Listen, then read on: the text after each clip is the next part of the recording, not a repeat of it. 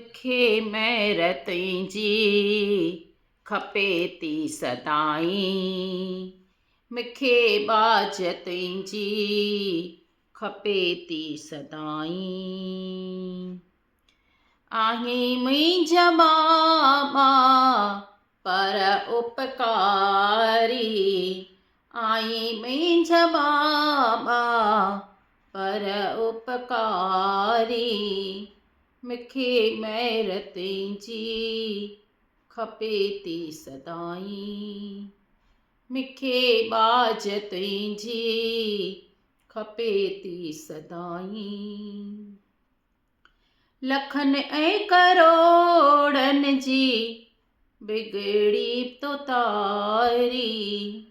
लखनि ऐं करोड़नि जी बिगड़ी बणाई। मुंहिंजो ढक बि रखजईं बाबा तोर ताईं। मुंहिंजो ढक बि ढकजईं बाबा तोर ताईं।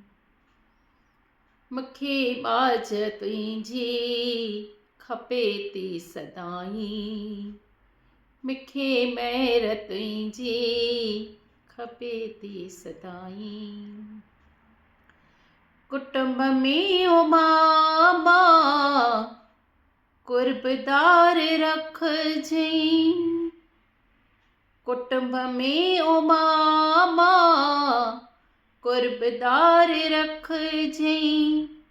शान शक्ति मुंहिंजी पाण ताईं पालजईं।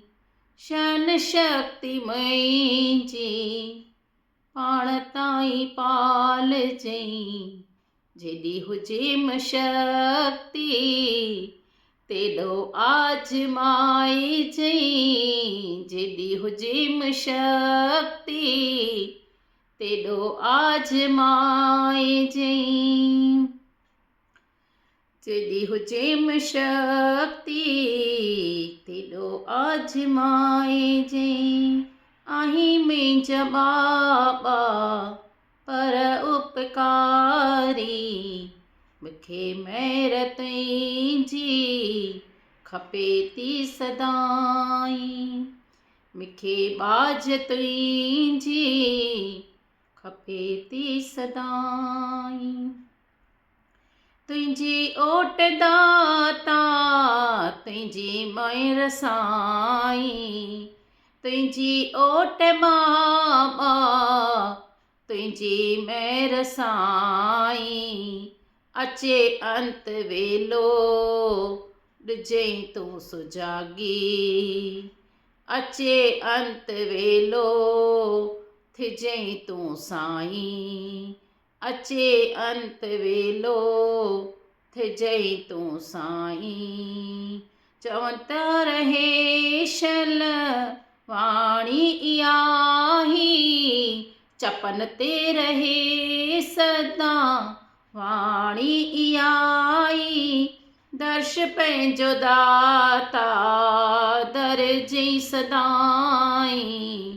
दर्श पंहिंजो दाता दरजई सदाईं। मूंखे बाज तुंहिंजी खपे थी सदाईं। मूंखे रहम तुंहिंजो खपे थी सदाईं। द्रौपदी जी पत तो रखी तोड़ ताईं। द्रौपदी जी पत रखी तोड़ ताईं। अहिड़ो मुंहिंजो बाबा दयालू तूं आहीं। अहिड़ो मुंहिंजो बाबा दयालू तूं आहीं। मूंखे बाज तुंहिंजी खपे थी सदाईं। मूंखे महिर तुंहिंजी खपे थी सदाईं। आहीं मुंहिंजा बाबा पर उपकारी। आहीं मुंहिंजा बाबा पर उपकारी।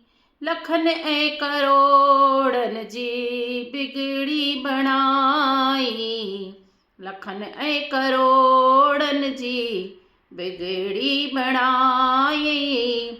मुंहिंजो ढक बि रखजईं बाबा तोर ताईं, मुंहिंजो ढक बि रखजईं बाबा तोर ताईं। मूंखे बाज तुंहिंजी खपे थी सदाईं, मूंखे महर तुंहिंजी खपे थी सदाईं।